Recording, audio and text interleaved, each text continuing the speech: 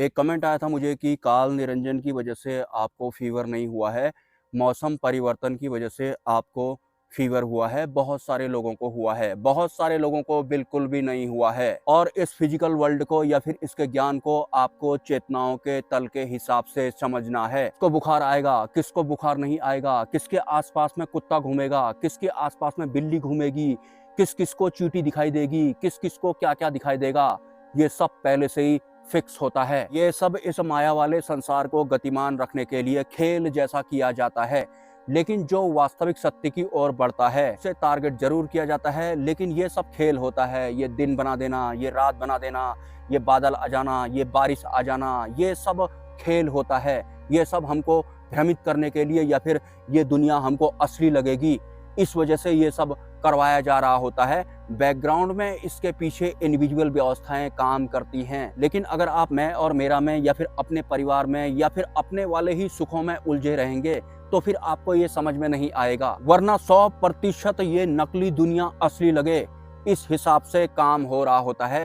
ये एक फेक जगत होता है। ये जो फिजिकल वर्ल्ड होता है ये फेक होता है। लेकिन ये अपनी वाली सृष्टि या फिर अपना वाला जगत किसी एक खास शख्स को बहुत ज़्यादा पसंद है और वो अपनी वाली सृष्टि में बहुत सारे जीवों को गतिमान रखने के लिए या फिर उनको अपने अधीन करने के लिए बहुत तरह के द्वंद्व लॉन्च करते रहते हैं। ये जो हमारा पृथ्वी लोक है ये टोटली द्वंद्व है। इसमें सुख होगा तो दुख होगा, उलझ गए आप। दिन होगा तो रात भी होगी, सूर्य होगा तो चांद भी होगा, जन्म होगी तो मृत्यु भी होगी। आपको किसी एक में ना टिकने देने के लिए, वास्तविक सत्य में ना टिकने देने के लिए द्वंद्व का निर्माण किया गया है। और जिसे ये द्वंद्व समझ में आने लग जाते हैं, जो द्वंद्व अतीत होने लग जाते हैं या फिर जो वास्तविक सत्य को महसूस करने लग जाते हैं, वास्तविक सत्य को आप महसूस करना चाहते हैं, थोड़ा सरल कर देता हूं, या फिर जिस भी तरह की आपकी इंद्रियां हैं या फिर जिस भी हिसाब से आप सोचते और समझते हैं या फिर देखते हैं या फिर नहीं देखते हैं, मतलब जैसे भी आप हैं। और मैंने क्या बोला है आपको, वास्तविक सत्य बिल्कुल अलग हैं। जो आज तक आप हैं वो वास्तविक सत्य नहीं है। इवन जो आपके अपने वाले भगवान हैं, भले ही आप किसी भी धर्म के हों, वो सब भी वास्तविक सत्य नहीं है। वो सब पहले ही एडवांस में आपको बनाकर दिखाए गए हैं ताकि आप उनसे ऊपर उठ ही ना पाओ। मैंने आपको बोला था कि जो सूक्ष्म जगत की उच्च स्तरीय व्यवस्थाएं होती हैं या फिर जो डायरेक्ट वास्तविक परमात्मा होते हैं, नकली वाले परमात्मा की बात नहीं कर रहा हूं। मर्जी से ये ब्रह्मांड गतिमान रहता है। वास्तविक परमात्मा की कोई मर्जी नहीं होती है। ये मर्जी वाले सब नकली होते हैं, सेकंड हैंड बनाने वाले होते हैं, या फिर मैं ये कहूं द्वंद्व बनाने वाले होते हैं। और इनका एक ही मकसद होता है, इनके वाली सृष्टि को या फिर इनके वाले ब्रह्मांड को गतिमान रखना और उनके अधीन में जो भी जीव हैं उनको वास्तविक सत्य से कभी मिलने ही ना देना।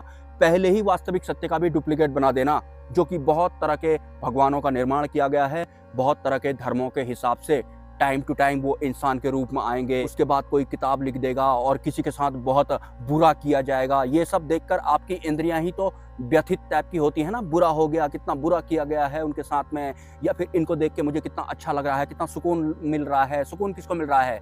बुद्धि को और मन को। ये भी नकली वालों के होते हैं। तो परमात्मा को आपको अपनी कोई बात बतानी है, या फिर मैं ये कहूँ कि आप एक नई व्यवस्था के आवरण में कैसे जाएंगे, या फिर एक नई व्यवस्था का एहसास आपको कैसे होगा जो कि वास्तविक सत्य से ताल्लुक रखती है। जब उस नए वाले आवरण की शुरुआत होगी, आपको उस आवरण में इस सृष्टि में जो जो चलता है, जो इंद्रियों के हिसाब से चलता है या फिर जो द्वंद्व जैसा होता है, वैसा बिल्कुल भी नहीं होगा। जहां तक वो है वहां तक वो नई व्यवस्था नहीं है। तो कैसे आप उस नई व्यवस्था को भांप सकते हैं या फिर उसका एहसास कैसे होगा? टोटल मिलाकर के एक बार स्टार्टिंग होने की जरूरत पड़ती है। मैं उस नई व्यवस्था से कांटेक्ट करने के लिए या फिर परमात्मा से कांटेक्ट करने के लिए कि परमात्मा कुछ निम्न स्तर के इंसान मुझसे बहुत ज्यादा नफरत करते हैं, वो मुझे मिटाना चाहते हैं और उनका ख्याल आने की वजह से मेरे भीतर कुछ ऐसा होता है। जैसा भी होता होगा, बिना कोई इच्छा के या फिर बिना मेरी प्रॉब्लम का सॉल्यूशन कर दो ये भी नहीं बोलना है। आपको सिर्फ जैसा आपको फील होता है उस संचार को परमात्मा को बताना है। दूर कर दो नहीं बोलना है, कोई आपके पास सॉल्यूशन है बता दो ये भी नहीं बोलना है, कुछ नहीं बोलना है। सिर्फ उस संचार को महसूस करना है, परमात्मा को स्मरण करके बस। लेकिन इस संवाद के दौरान अगर द्वंद्व शामिल होता है कि दूर कर दो या फिर नहीं करोगे, कोई सॉल्यूशन बता दो, आप मेरे लिए क्या कर सकते हैं, मैं तो परमात्मा को बता रहा हूँ, इस तरह की किसी भी तरह की कोई इच्छा नहीं होनी चाहिए। मतलब आपने सिर्फ और सिर्फ उस संचार को बताना है, कुछ नहीं सोचना है, अच्छा होगा या बुरा होगा, ये द्वंद्व बिल्कुल भी नहीं सोचना है। हालांकि परमात्मा को जब आप अपना दुख बता रहे होंगे तो ऑटोमेटिक आपके भीतर उम्मीद जैसी होगी कि परमात्मा को बोलूंगा तो शायद मेरे दुख दूर हो जाएंगे। परमात्मा की सृष्टि में ये दुख और सुख नहीं होते हैं, ये इस नकली वाली सृष्टि में होते हैं और हमारे बुद्धि और मन की वजह से ये हमें महसूस होते हैं या फिर हमारी इंद्रियों की वजह से ये हमें महसूस होते हैं। तो वास्तविक परमात्मा ने हमारा एक शरीर बनाया है, उतना ही काफी है और उसी वाले वास्तविक सत्य को या फिर उसी वाले परमात्मा को हमको इस फिजिकल वर्ल्ड में सरवाइव करने के दौरान जो दुख हो रहे हैं उस दुख के संचार को बताना है। बस दूर होगा या नहीं दूर होगा भी नहीं सोचना है। दूर होगा को आपको ज़्यादा भाव नहीं देना है, जो नहीं दूर होगा वाला होता है, मतलब आपका दुख नहीं दूर होगा वाला जो भाव होता है उस पर तो आपको सबसे पहले काम करना है, क्योंकि दुख दूर होगा आपके लिए ज़्यादा इंपॉर्टेंट हो जाता है, नहीं होगा को आप कोई तवज्जो नहीं देते हैं। ये दोनों एक ही होते हैं, ये द्वंद्व होते हैं। तो परमात्मा को अपने दुख के संचार को बताने से पहले दुख दूर होगा इस पर भी काम करना है और नहीं होगा इस पर भी काम करना है। मानना है कि ये दोनों एक होते हैं, ये द्वंद्व होते हैं, इसमें आपके फेवर में कोई भी नहीं होता है, इन दोनों को आपको बराबर कर देना है। जब आपके भीतर ये द्वंद्व बराबर हो जाता है या फिर आप इसके अतीत हो जाते हैं, उस हिसाब से आपको परमात्मा को बोलना है। मतलब द्वंद्व जैसा कुछ भी नहीं होगा, मांगने जैसा कुछ भी नहीं होगा, चाह जैसा कुछ भी नहीं होगा, कोई इच्छा नहीं होगी, कोई विस्तार जैसा भी नहीं होगा, कोई पर्टिकुलर शब्द जैसा भी नहीं होगा। मतलब इस संसार में जो होता है उसके जैसा कुछ होगा ही नहीं। वो आपको बड़ा अनकंफर्टेबल जैसा लगेगा। वही वाली व्यवस्था होती है जो इन सबसे अलग होती है और उसी व्यवस्था की तरफ को आप बढ़ते रहते हैं तो फिर आप एक अलग हिसाब से कांटेक्ट कर पाते हैं वास्तविक सत्य या फिर वास्तविक परमात्मा वाली व्यवस्थाओं से।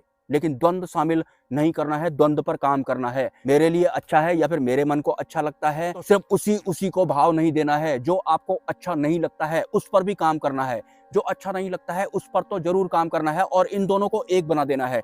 जो आपको अच्छा लगता है वो भी और जो नहीं लगता है वो भी, ये दोनों एक है, इन दोनों को वैल्यू रहित कर देना है।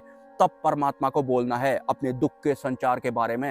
और दुख के संचार को आप इस तरह से अगर आप फील करेंगे तो दुख तो काफी हद तक वैसे ही कम हो जाते हैं। लेकिन संवाद में आपका द्वंद्व शामिल नहीं होना चाहिए। जहां वास्तविक सत्य की बात आती है या फिर वास्तविक परमात्मा की बात आती है, जिनका इस सृष्टि की मर्जी वगैरह से कोई लेना देना नहीं होता है, ये मर्जी वाले सब सेकंड हैंड कंपनी वाले होते हैं या फिर प्रॉपर्टी डीलर होते हैं या फिर जो भी आप माने।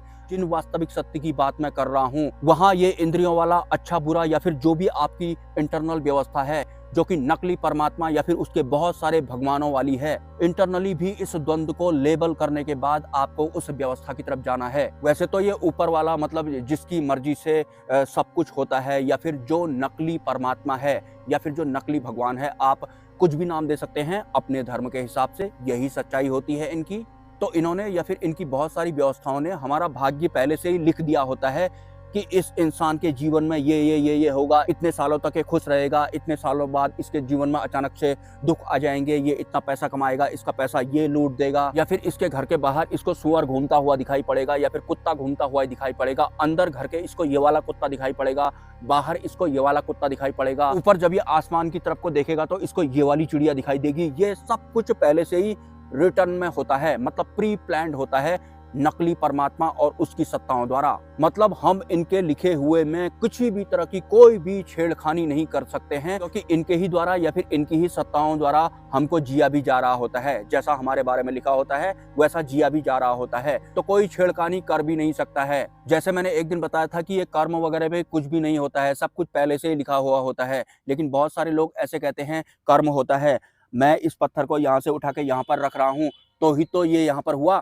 अगर मैं इसको रखूंगा ही नहीं तो फिर ये नहीं होगा, इसका मतलब कर्म है। लेकिन ये पहले से ही लिखा गया था कि एक दिन आप इस तरह की बकैती करने वाले हैं कि कर्म भी होता है। अगर मैंने इस पत्थर को यहाँ पर रखा है, अगर मैं नहीं चाहूँ तो मैं इसको यहाँ से यहाँ पर नहीं रख पाया हूँ, मतलब मैं कर्म नहीं करूँगा तो ये पत्थर यहाँ से यहाँ नहीं जाएगा। ये पहले से ही लिखा हुआ था कि आप इस तरह की बकैती एक दिन करेंगे और इस माया वाले संसार में फालतू में अपना टाइम वेस्ट करेंगे। सब कुछ पहले से ही लिखा हुआ होता है। लेकिन जहाँ वास्तविक सत्य शामिल हो जाता है तो फिर धीरे धीरे वो इंसान या फिर वो साधक भाग्य अतीत होने लगता है या फिर माया अतीत होने लगता है, या फिर बहुत सारी जो व्यवस्थाएं होती हैं जो कि वास्तविक परमात्मा की नहीं होती हैं, उन सबके वो अतीत होने लगता है। तो फिर उसको दोबारा से लाइन पर लाने के लिए, फिर दोबारा से उसे माया में झोंकने के लिए ये सत्ताएं हर संभव कोशिश करती हैं, क्योंकि ये नहीं चाहती हैं कि हम इनकी अधीनता से बाहर जाएं या फिर वास्तविक सत्य की तरफ हम चले जाएं, जो कि जिनसे कि हमारा वास्तविक कनेक्शन है। इन्होंने पहले से ही नकली वाले हमारे वास्तविक कनेक्शन बनाकर भी रखे हुए हैं। देखिए, इस पृथ्वी लोक को आप थोड़ी सी मिट्टी है और चारों तरफ से समंदर से हमको घेरा गया है। ये अधीनता नहीं है क्या? ऊपर आसमान में हम उड़ नहीं सकते हैं, ज़्यादा ऊपर हम जा नहीं सकते हैं, वहाँ ऑक्सीजन नहीं होती है। ये अधीनता नहीं है क्या? ये कुछ इसी तरह से हमें अधीन किया गया है नकली परमात्माओं द्वारा। लेकिन हर युग के समापन में ये राज खुल जाता है और उसके बाद इनके ही द्वारा अपनी ही सृष्टि का अंत कर दिया जाता है। और अगर सृष्टि का अंत हो जाएगा तो हम लोग भी निपट जाएंगे, और अगर हम निपट जाते हैं तो हमें पूर्व जन्म तो याद होता नहीं है। उसके बाद हमें नए हिसाब से नई सृष्टि में शामिल कर दिया जाता है, लेकिन वो भी नकली होती है। ये जितने भी युग थे ये सब नकली सृष्टि वाले थे। इनमें से किसी भी युग में किसी भी तरह का कोई सुख नहीं था। इस नकली सृष्टि में जो सुख या दुख होते हैं वो इंद्रियों वाले होते हैं। परमात्मा इंद्रिय अतीत होते हैं, और वास्तविक परमात्मा ऐसे वाले बिल्कुल भी नहीं होते हैं जहां उन्हें ये बोलना पड़े कि सब कुछ परमात्मा की मर्जी से ही होता है। बिल्कुल सब कुछ परमात्मा की मर्जी से ही होता है या फिर ऊपर वाले की मर्जी से ही होता है, लेकिन नकली परमात्मा या फिर नकली ऊपर वाले की मर्जी से सब कुछ जरूर होता है, जो भी हमारे वाले इस ब्रह्मांड में होता है। असली परमात्मा की कोई मर्जी नहीं होती है। मर्जी वालों को तो वो फेंक देते हैं नकली सृष्टि में, जहां दुख दर्द होते हैं या फिर द्वंद्व होते हैं या फिर जहां जन्म और मृत्यु होती है। और ये सब जो होते हैं हमारे शरीर के अंदर ही जी भी रहे होते हैं। बाहर ढूंढने की जरूरत नहीं है। जिनके बारे में मैं आपको बता रहा हूँ ये सबके सब इसी शरीर में होते हैं। हर पल हम पर ये नजर रखते हैं, लेकिन वास्तविक सत्य की एक अलग व्यवस्था भी होती है। उससे आपको कनेक्ट होना है। बुद्धि और मन वाली वो बिल्कुल भी नहीं होती है, और उनसे अगर आप बात करना चाहते हैं तो आपको द्वंद्व अतीत होना पड़ेगा। मतलब अच्छा होगा या फिर बुरा होगा को जड़ से ही मिटाने के बाद आपको उस दुख को उनको बताना पड़ेगा। अच्छा और बुरा में भेद नहीं करना है आपको, दोनों एक होते हैं, क्योंकि ये नकली वाली सृष्टि में चलते हैं। ये अच्छा और बुरा भी नकली होते हैं, ये सुख और दुख भी इंद्रियों वाले होते हैं। और परमात्मा या फिर वास्तविक सत्य इंद्रिय अतीत होते हैं। उनकी इंद्रियां भी अलग होती हैं, पूरी व्यवस्था ही अलग होती है। उनकी वाली सृष्टि में सब परम आनंद में होते हैं। सबको पता होता है कि हम कौन हैं, लेकिन ये नकली वाली सृष्टि में इंसानों को पता नहीं होता है कि मैं कौन हूँ या फिर हम कौन है, और उन्हें पता लगने भी नहीं दिया जाता है कि मैं कौन हूँ। उससे पहले ही उनको बहुत कुछ मनवा दिया जाता है। बहुत तरह के भगवान बनाकर उनको कुछ भी मनवा दिया जाता है या फिर इधर उधर में उलझाया जाता है, और उसके बाद उनके 100 साल पूरे कर दिए जाते हैं। फिर नया भाग्य लिख करके नया जन्म करवा दिया जाता है और फिर से उलझाया जाता है। इसी तरह से चल रहे थे ये युग आज तक के जितने भी थे नकली परमात्माओं द्वारा, या फिर जिन्होंने असली परमात्मा से बगावत की थी अपनी मर्जी की वजह से। यहाँ भी इनकी मर्जी चल रही है। ये जो आपके दिलो दिमाग पर बात डाली गई है ना कि सब कुछ परमात्मा की मर्जी से होता है, ये नकली परमात्मा की मर्जी से होता है। कमाल की बात है, परमात्मा की मर्जी से इस तरह के सुख दुख या फिर इस तरह के हम भटकाव या फिर बेवकूफ टाइप के हम, कि हमको यही नहीं पता है कि हम हैं कौन। कभी हम अपने आप को कुछ मान रहे हैं, कभी कुछ मान रहे हैं, साधनाएं कर रहे हैं तब भी कहीं नहीं पहुंच रहे हैं, ध्यान में भी कहीं नहीं पहुंच रहे हैं, कभी कोई बाबा लपेट देता है। मतलब कोई कहीं पहुंचता ही नहीं है इस नकली वाली सृष्टि में। इसको बनाया ही ऐसे गया है, और असली वाले परमात्मा से विद्रोह करने के बाद ये नकली वाला या फिर मर्जी वाला सृष्टि बनाया गया है। वैसे जिद्दी काल पुरुष ने जिस सृष्टि बनाने की वजह से परमात्मा से बगावत की थी और बुद्धि और मन के बल पर उन्होंने ये बगावत की थी, तो जो बुद्धि और मन होता है ये सिर्फ और सिर्फ दुखों को आकर्षित करता है। पहले वो चीज हमें बहुत अच्छी लगती है, उसके बाद हम उसमें फंस जाते हैं। इस संसार में जो भी सुख आप प्राप्त करने चाहते होंगे वो आपको अगर मिल गया होगा तो उसके बाद आप उसके गिरफ्त में आ जाते हैं, और एक दिन वही आपके दुख का कारण बन जाता है। कुछ इस तरह की है ये अपनी मर्जी वाले परमात्मा, यानी कि डुप्लीकेट या फिर सेकंड हैंड परमात्माओं की सृष्टि, जिसमें कि जीवों को रखा भी गया है तो चारों तरफ समंदर से घेर कर रखा गया है, ताकि कोई बाहर जाने की कोशिश करे ही ना। अंदर तो समंदर के कोई जा ही नहीं सकता है, समंदर के अंदर कोई होता है, और जो समंदर के अंदर होता है उसके दो चेहरे होते हैं।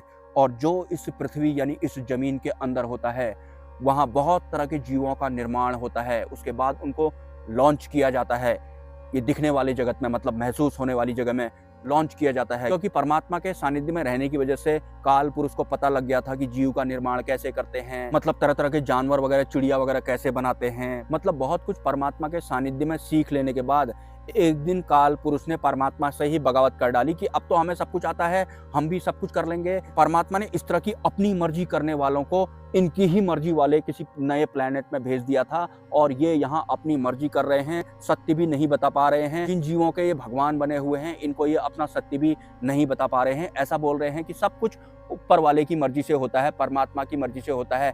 उस परमात्मा से ये मिल ही नहीं पाते हैं। इनकी तो हालत ऐसी कर दी गई है वास्तविक परमात्मा के द्वारा। मतलब कमाल की बात है, जिस वास्तविक सत्य पर ये खुद नहीं पहुंच पा रहे हैं, हमको उनके बारे में ऐसा बता रहे हैं कि परमात्मा की मर्जी से ही सब कुछ होता है। परमात्मा की मर्जी से ये सब कुछ नहीं होता है, तुम्हारी मर्जी की वजह से ये बहुत सारी मर्जियां बनी हुई हैं। अदरवाइज इस तरह की मर्जियां वास्तविक सत्य में कहीं होती ही नहीं है। वैसे सच बताऊं, परमात्मा की संतान जिन्होंने परमात्मा से बगावत की थी, वो परमात्मा के लिए बहुत ज़्यादा तरसते हैं, क्योंकि परमात्मा उनसे मिलने भी नहीं आते हैं और इस वजह से ये कई खरब वर्षों तक तपस्या भी करते हैं उनके लिए। इन्होंने की भी है, किताबों में लिखा हुआ है, लेकिन उसे घुमा फिरा कर बताया गया है। मतलब ये अपनी सृष्टि में अपनी मनमानी तो कर ही रहे हैं, लेकिन जो वास्तविक परमात्मा हैं इनको पूछते ही नहीं है, इनसे वो मिलने ही नहीं आते हैं। तो इन लोगों ने हमारा चूरन काटने के लिए हमारे दिलो दिमाग पर भी ये बात डाल दी कि सब कुछ परमात्मा की मर्जी से होता है। परमात्मा आपको देखते भी नहीं है, क्योंकि उनको पता है कि बुद्धि और मन आकर्षण का काम करती है और उसके बाद फंसने का या फिर दुखों में सिमटने का काम करती है। दुखों में ही खुद ही फंस जाती है और जिनके भी भीतर ये बुद्धि और मन होगा, वो जीव भी ऐसे ही छटपटाते रहते हैं। तब से लेके आज तक परमात्मा के लिए ये खुद ही तरस गए हैं और नकली परमात्मा बने हुए हैं और अपने आप को भी सांत्वना दे रहे हैं, हमें भी कुछ ऐसा ही दिखा रहे हैं। खुद वास्तविक सत्य ने इनको टर्मिनेट किया था। तो इस लाइन को आपको पूर्ण रूप से आज खत्म कर देना है कि जो सब कुछ परमात्मा की मर्जी से होता है, वो परमात्मा असली वाला नहीं है, वो नकली वाले परमात्मा की मर्जी से होता है। बस इतने तक ही हमें अटका दिया गया है। ऊपर हम जा सकते नहीं हैं, पृथ्वी से बाहर हम जा नहीं सकते हैं, समंदर से हमको घेरा गया है, भय के अंडर में रखा गया है। नमस्कार।